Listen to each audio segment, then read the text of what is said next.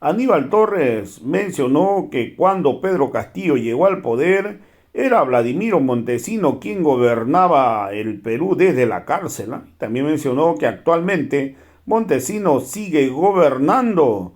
Aníbal Torres también mencionó que él cuando estuvo como premier cambió a Montesinos de la base naval, lo llevó a una cárcel común, pero a pocos días de haber dejado el cargo, nuevamente Montesinos ha regresado a la base naval. Y la verdad que esto viene ocurriendo actualmente. También Aníbal Torres mencionó en el caso de la pregunta ¿por qué no presentó la segunda cuestión de confianza al Congreso?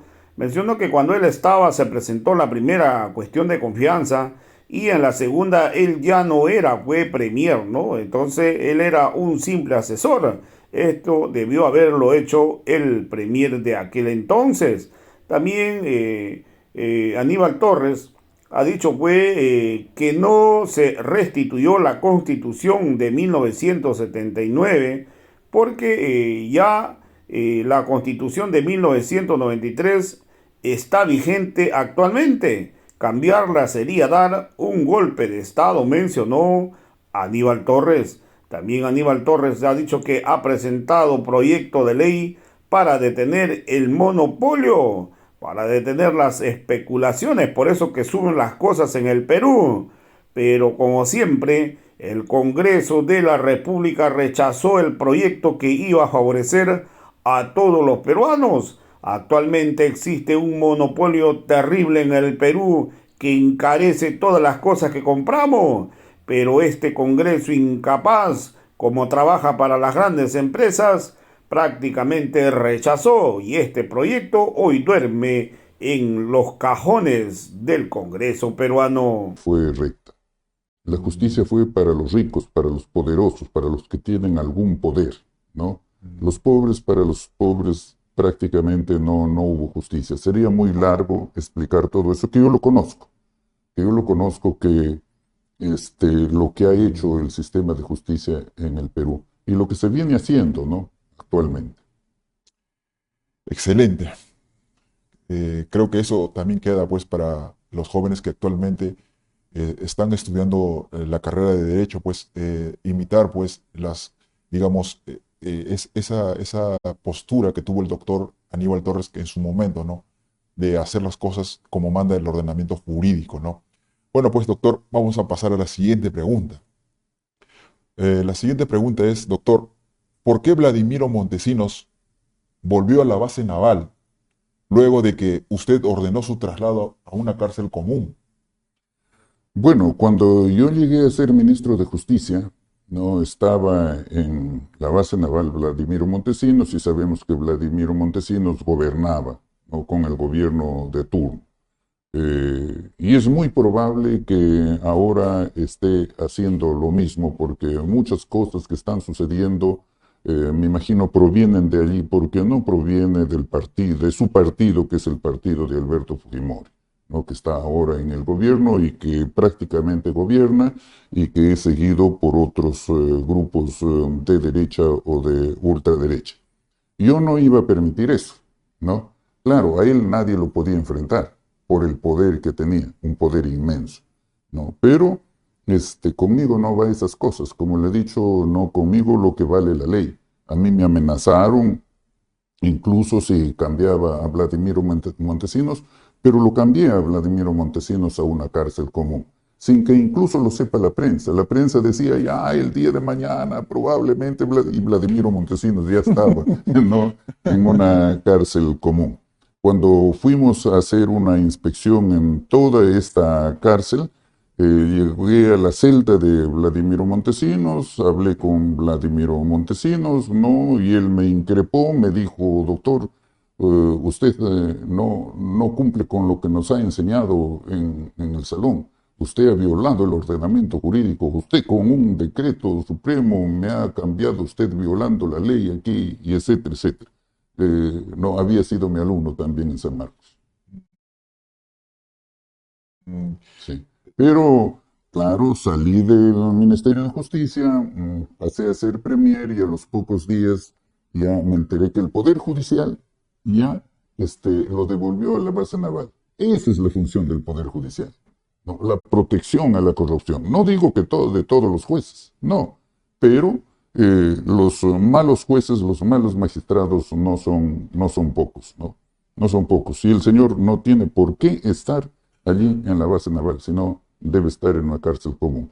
Lo mismo tenía que hacer con Fujimori, ¿no? Incluso ya teníamos la habitación, ¿no? En una cárcel común, pero se enfermó gravemente y entonces no se hizo el traslado. Curiosamente, esta era la siguiente pregunta que le iba a hacer, doctor. Es, ¿por qué no se pudo trasladar a Alberto Fujimori a una cárcel común que usted nos dice que estaba enfermo? Pero me parece curioso que cada vez que se le intente trasladar al señor Fujimori, pues, no sé, a nosotros digamos, personas que somos común y corriente, pues nos parece que cada vez que quieren trasladarlo, el señor se enferma. Pareciera que... Es cuestión de los médicos, pues. Es Mm, cuestión de los médicos, no solamente de los médicos del INPE, sino de sus propios médicos, ¿no? médicos de cabecera. Así es, ¿no? Mm, Sí. bueno, vamos a pasar a otra pregunta, doctor. Aquí esperemos que pues se sienta cómodo con las No, preguntas y que no, pase, ¿no? Bueno, la siguiente pregunta, doctor, doctor Aníbal Torres. ¿Dependía de usted presentar jurídicamente o constitucionalmente la segunda cuestión de confianza para cerrar el Congreso de la República? Ya que este pedido es y era pues el pedido de las grandes mayorías en los consejos de ministros descentralizados donde ustedes iban con el presidente Castillo, las masas le decían, pues no, señor presidente, doctor Aníbal, cierren ese Congreso. La pregunta es, ¿dependía solamente de usted cerrar el Congreso? ¿Por qué le hago esta pregunta, doctor? Porque dicen, pues no, el doctor Aníbal Torres es un traidor porque no cerró el Congreso. Mi pregunta es, ¿dependía solamente de usted? mire, yo presenté la primera cuestión de confianza y la presentamos no con el propósito de restablecer el equilibrio en los poderes porque el Congreso de la República ya concentró demasiado poder, modificando la Constitución, no observando el procedimiento señalado en la Constitución, sino incluso en leyes ordinarias. Era inexplicable que hayan una persona o varias personas que pretendan concentrar todo el poder, que pretendan adueñarse del poder, que pretendan terminar con la independencia de poderes. ¿No? Eso es lo que Hobbes, un gran jurista y un filósofo jurista inglés, decía homo homini lupus, ¿no? Que quiere destruir el Estado de Derecho, que quiere destruir a los otros poderes, que quiere concentrar todo el poder para que nadie lo controle en sus actos ilícitos. Eso es lo que estaba pasando y por eso presentamos esa cuestión de confianza, esa primera cuestión de confianza. Mientras yo estaba allí como ministro o como premier, nunca hablamos de una segunda cuestión de confianza, nunca, porque no era nuestro propósito cerrar el Congreso. Pero si el presidente o el Consejo de Ministros hubiesen dicho eso, hubiesen acordado eso, por supuesto que hubiese presentado la otra, pero ya no era posible. ¿Por qué? Porque ya yo dejé de ser primer ministro. Claro. Ya dejé de ser primer ministro, ya no tenía ninguna facultad para presentar cuestión de confianza. Eso le competía al presidente, a la premier y al Consejo de Ministros, porque eso tiene que ser con acuerdo pleno del Consejo de Ministros. Así es. Entonces, digamos, en simple, no dependía solamente de usted, sino del Consejo de Ministros y asimismo del presidente para pues plantear una segunda cuestión de confianza ante el Congreso. No, no es que no dependía solamente de mí, no dependía de mí, porque Exacto. ya no era ministro, ya no era premier, Ujú. ¿no? Yo Eh, era un simple asesor. Excelente. Entonces nos queda claro porque esta pregunta era necesaria porque decían pues en las redes, algunos, digamos, medios alternativos también desde el extranjero, que usted de alguna manera había sido pues traidor porque no había presentado, pues ahora nos está aclarando pues que en este momento usted ya no era pues el consejo, no pertenecía ya pues al consejo de, sino era ya pues un asesor, pues, ¿no? Bueno, a veces se peca por ignorancia también. Los que están hablando eso es porque ignoran esta cuestión. Ignoran el ordenamiento Así jurídico es, y así es. bueno, pues, Sí.